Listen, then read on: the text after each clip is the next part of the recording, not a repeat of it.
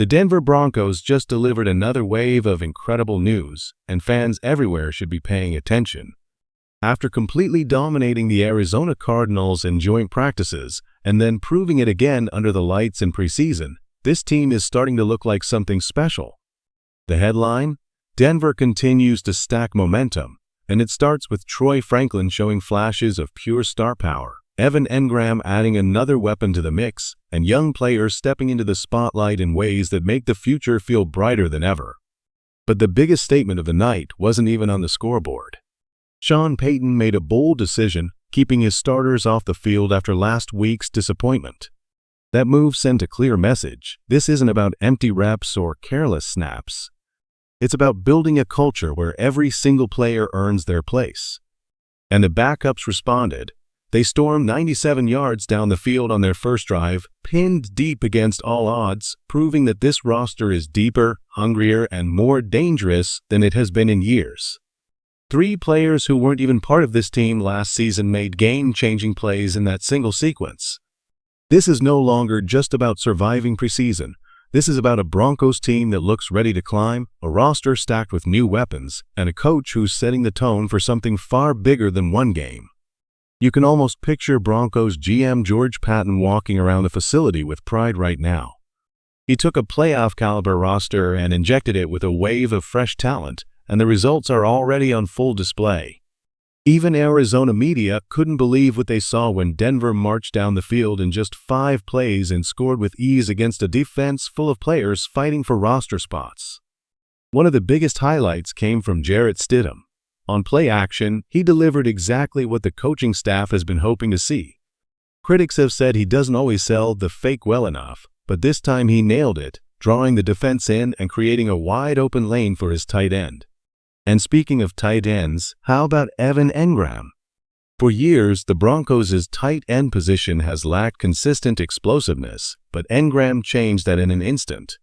What looked like a simple first-down catch turned into a chunk play thanks to his athleticism. Instead of stepping out of bounds, he fought through contact and turned it into a tone-setting moment. But the play wouldn't have happened without Troy Franklin, the rookie wideout who has dedicated his entire offseason to proving he belongs through a key block that transformed the play from routine to game-changing. That kind of effort in a preseason game says everything about his commitment to this team. Denver hasn't seen this kind of tight end production in years. Engram brings speed, route running, and toughness after the catch, a combination this offense desperately needed. He's not just another weapon. He's a difference maker. What fired me up the most was seeing Troy Franklin step into the spotlight again. In a game that technically doesn't matter, he laid his body on the line through a key block and set the tone for the entire offense. That's the kind of effort that builds culture, the kind of play that echoes long after preseason ends. And Franklin isn't the only young weapon showing promise. Pat Bryant continues to flash potential, giving fans a glimpse of what the future of this Broncos receiving corps could look like. Together, these young wideouts bring energy, hunger, and toughness that this offense has been missing. Evan Engram's presence was another highlight. Sean Payton gave him the option to sit, but Engram chose to suit up and prove himself. That speaks volumes about his character. He's already locked in as a day-one starter, but he wanted to be out there making plays and showing leadership by example. An underrated storyline? Davis Webb, Denver's quarterback coach, was given the chance to call plays, and he absolutely shined. His play calling was sharp, creative, and fearless. This man looks like a future head coach in the making. Engram himself respects Webb so much that he told coaches he'd play the whole game if Webb was calling it. That's the kind of trust and bond you can't fake. Watching the Broncos' sideline, the energy, the camaraderie, the way players celebrated each other, it stood in stark contrast to what we've seen around the league. While some teams look disjointed and disconnected, Denver looks unified. This feels like a brotherhood forming, one that could carry over into the regular season and beyond. What we're seeing in Denver is the kind of culture every NFL team dreams about. When a Pro Bowl-level player like Evan Engram says, "I'll suit up in preseason because I trust Davis Webb and I love playing for this team," that's not just football, that's family. That's brotherhood. And that's exactly why the Broncos are building something special. Davis Webb, who called plays this week, deserves massive credit. His game plan was sharp, creative, and fearless. Denver has to do everything it can to hold on to him because this man looks destined to be a head coach in the very near future. If the Broncos can find a way to keep him a little longer, the way the Lions did with Ben Johnson, it could be one of the smartest moves this franchise makes. But while Webb was orchestrating from the sidelines, Troy Franklin stole the spotlight on the field. What's setting him apart is the subtle, elite-level details in his game.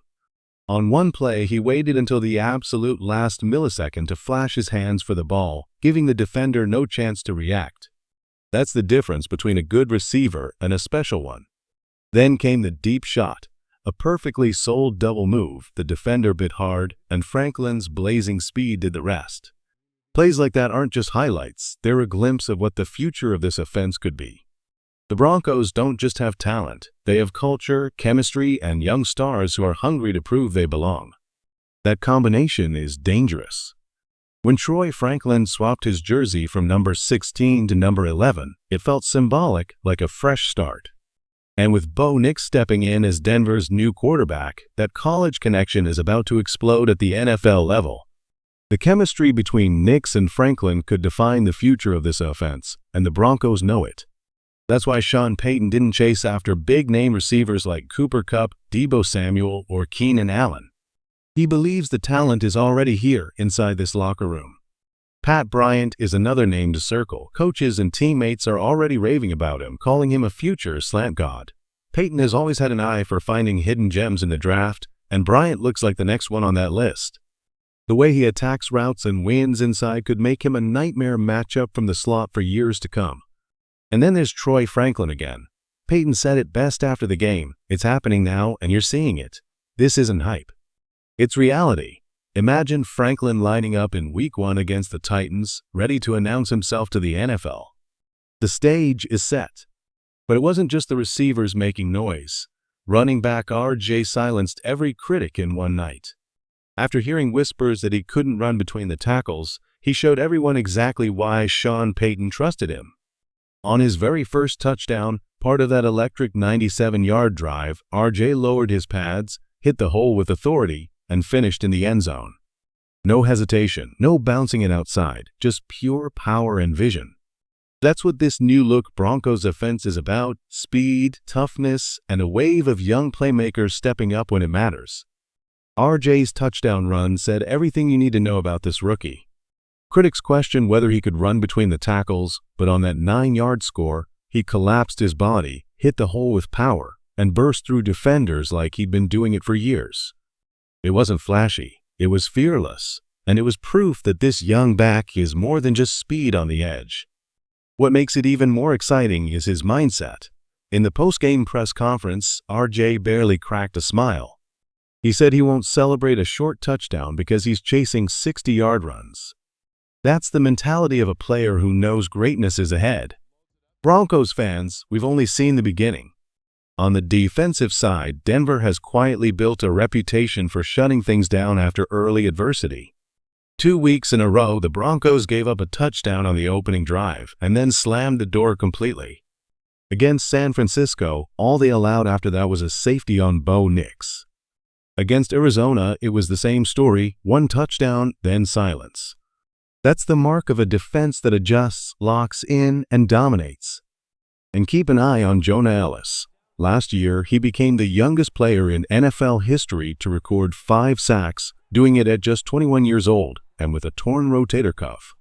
Now he's fully healthy. If he takes even a small leap from year 1 to year 2, Denver's edge rush could become one of the nastiest in the league. This team isn't just showing flashes. They're showing resilience, depth, and a hunger to prove every doubter wrong.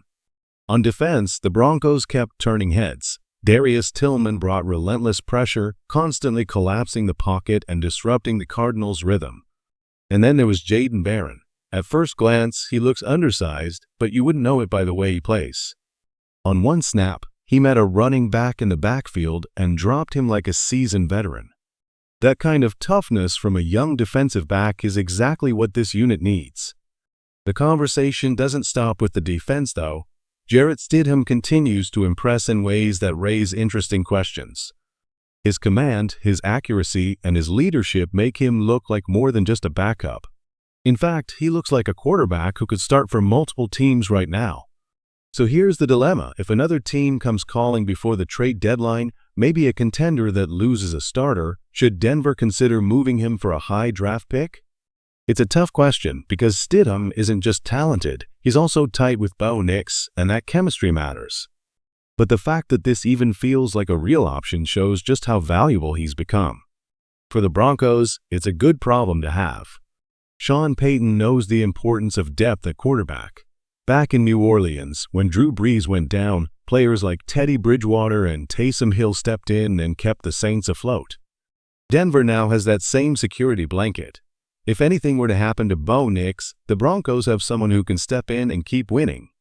It's not often a team can say their backup could be a starter elsewhere. Denver can, and that's a sign of how far this roster has come. Not everything from the game was perfect. Caleb Lohner struggled with multiple pre-snap penalties hurting drives. The hope now is that Denver can stash him on the practice squad without losing him to another team. He's still raw, but there may be potential to develop down the line. Another tough spot came with Audric Estime. The fact that he was still getting carries so late into the game suggests it's going to be difficult for him to crack this roster. But here's the silver lining. The Broncos' running back room is loaded. Depth is a strength, and Denver can afford to make hard decisions without missing a beat. When you step back and look at the full picture, that's the real story. This is a roster with so much young talent that tough cuts are inevitable. The Broncos are no longer desperate to hold on to players who might not pan out. They're choosing between good and great. And that is a problem every NFL franchise wants to have. This team is building something special, from the offense finding its rhythm to a defense that clamps down after early mistakes, to rookies proving they belong. The Denver Broncos are giving fans plenty of reasons to believe again.